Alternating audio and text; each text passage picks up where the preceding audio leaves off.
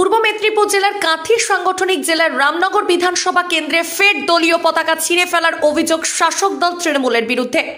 পূর্ব নির্ধারিত কর্মসূচি অনুযায়ী গত 10ই ফেব্রুয়ারি পূর্ব মেদিনীপুর জেলার রামনগর থানার বালকবার বাজার এলাকায় বিজেপির দলীয় পতাকা লাগানো হয়েছিল। 15ই ফেব্রুয়ারি তৃণমূলের দুষ্কৃতীরা বিজেপির কিছু দলীয় পতাকাগুলি ছিঁড়ে খালে দেয় এবং কিছু পতাকা পুড়িয়ে বলে অভিযোগ বিজেপির। সামনে রয়েছে লোকসভা নির্বাচন, তার আগে এই ঘটনা এলাকায় রাজনৈতিক উত্তেজনা তৈরি করতে পারে, এমনটাই অভিযোগ বিজেপির।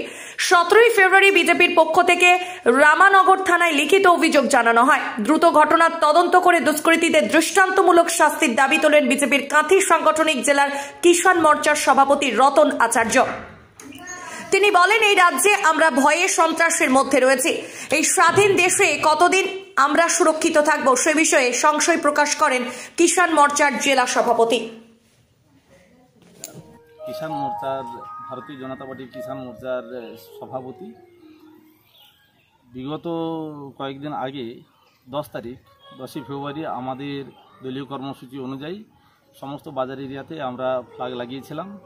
এটা আমি বালুবাড়ি দাঁড়িয়ে আছি, আপনারা দেখতে পাচ্ছেন পিছনে টিএমসি ফ্ল্যাগ লাগানো আছে। এই পুলের উপরে আমরা দুপাশে ফ্ল্যাগ লাগিয়েছিলাম এবং বাজার এরিয়াতে সব ফ্ল্যাগগুলো লাগিয়েছিলাম।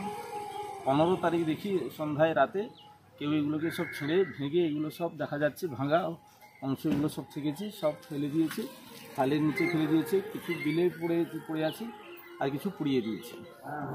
এই কথাকে যখন আমি রামনগর থানার ওসিকে যখন আমি সূচনা দিই, তখন উনি আমাকে সকালে বললেন আপনি এসে থানায় লিখিত দেন।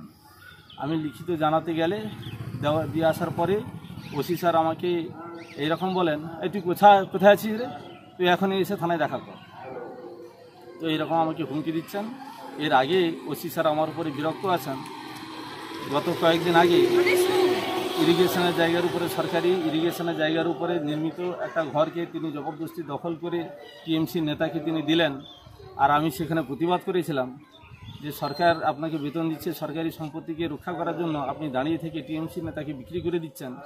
এর প্রতিবাদে আমি কিন্তু আইনত রাস্তা নেব এবং আমি হাইকোর্টে একটা রিট পিটিশন করেছিলাম। সেই থেকে আমাদের মণ্ডল সভাপতিকে বারে বারে বলছেন, রতনদা যে কাজগুলো করছেন সেগুলো ভালো হবে না এবং আগামী দিনে তাকে অনেক দুঃখ পেতে হবে, এরকম হুমকি দিচ্ছিলেন। আজকে এইরকম ভাষা আমাকে রাখছে, এই তুই কোথায় আছিস রে, এখন এসে থানায় দেখা কর। তো এই রাজ্যে এই মুহূর্তে আমরা কি করব, খুব ভয়ে আছি, সন্ত্রাসের বাতাবরণে আছি। এটা আমি আপনাদেরকে জানালাম। এখানে বালুবাড়ে এই কালচার ছিল না।